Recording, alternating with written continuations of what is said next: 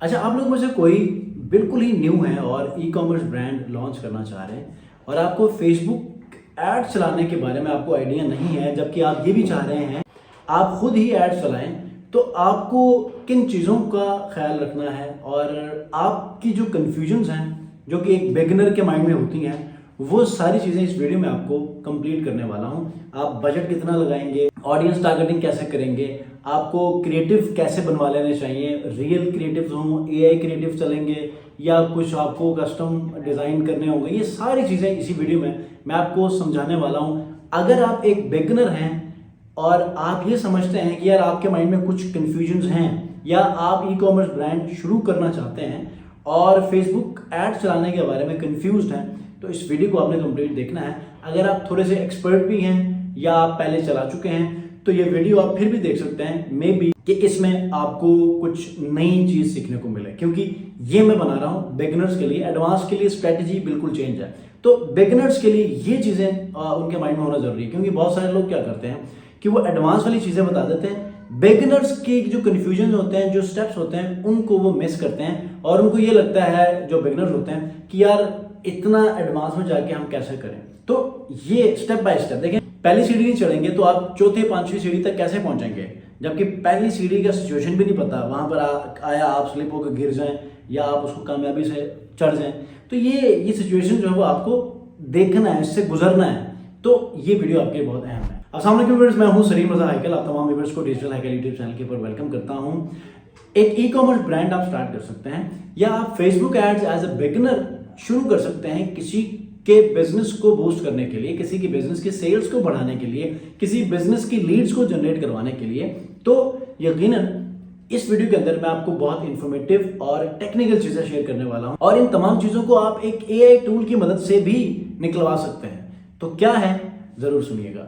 अगर चैनल पर नए हैं, चैनल को जरूर सब्सक्राइब कीजिए और मेटा एड्स, गूगल एड्स और मेक मनी ऑनलाइन के हवाले से अगर वीडियोस लेना चाहते हैं, बेल आइकन को प्रेस करें। सबसे पहली बात ये होती है कि आपने एक फेसबुक पेज बना लिया, ठीक है। अब मैं चूंकि ये वर्बली इसलिए बता रहा हूं, ये सारी चीजें मैंने प्रैक्टिकल आपको करके दिखाई हुई हैं, बस इस वीडियो को आपने सुनना है।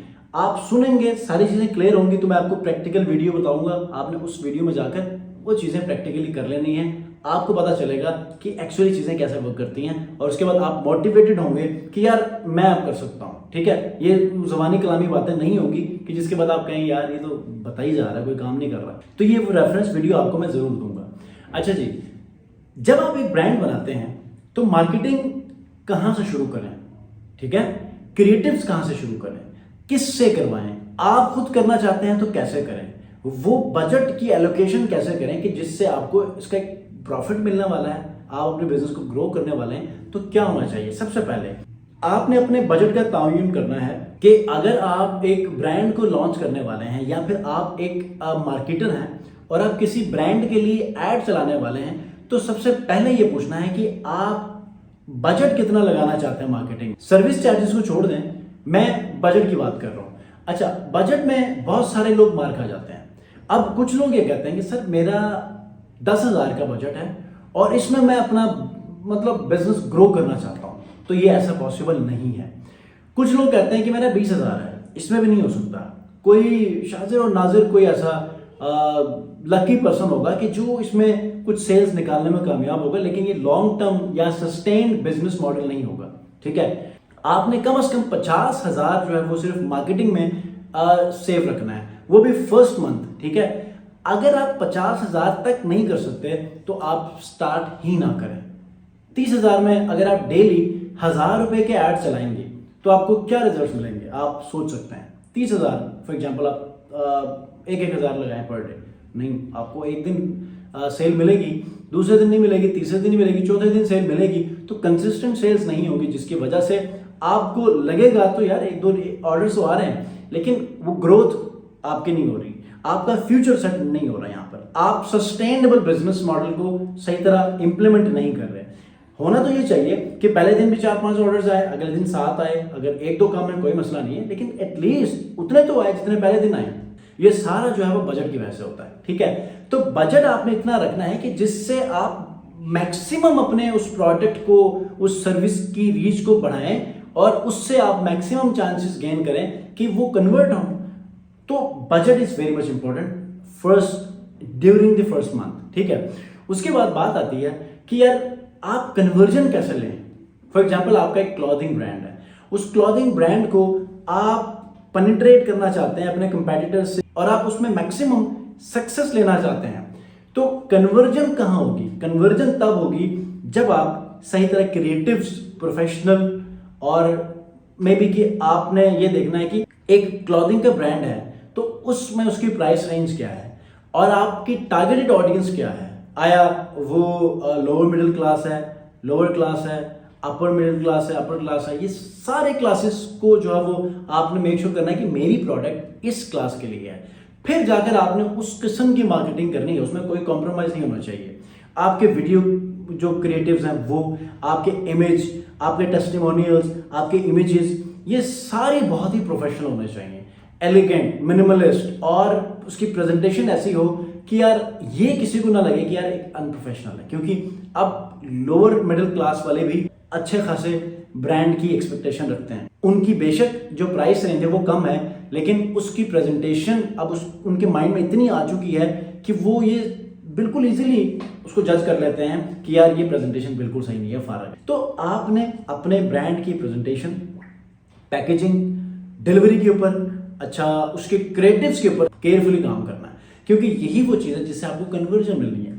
हम ये समझते हैं कि यार बजट लगा लिया, वेबसाइट बना ली और हमें बस कन्वर्जन मिलनी चाहिए। भाई उसके बाद असल वजह क्या है कि जिसको आप वो ऐड दिखाना चाहते हैं, क्या वो इस ऐड से कन्विंस हो रहा है?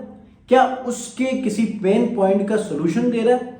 क्या उसकी एक्सपेक्टेशन के हवाले से आपने अपना ऐड प्लान आउट किया था? ये सारी चीजें हमने देखकर हमने उसके माइंड के हिसाब से अपनी marketing strategy and creative strategy या वीडियो स्ट्रेटजी को हमने प्लान आउट करना होता है। फिर जाकर हमें वो कन्वर्जन मिलती है। अब क्रिएटिव बना लिया, ठीक है, हमने ऐड रन किया, क्रिएटिव भी बना लिया, हमने वो ऐड एंड यूजर को दिखा भी दिया, वो उसको वीडियो पसंद आ गई, उसके अंदर जो चीजें हमने बताई थी वो तो बड़ी कमाल की हैं। उसने बाय नाउ के ऊपर क्लिक किया, वो गया वेबसाइट के ऊपर, वेबसाइट बिल्कुल फारग, प्रोडक्ट्स की जो प्रेजेंटेशन है वो फारग, कंटेंट लिखा हुआ है उसकी प्रेजेंटेशन बिल्कुल भी नहीं सही, उसके अंदर कोई ऐसी चीज ऐड नहीं की जिसकी वजह से ट्रस्ट फैक्टर बढ़े।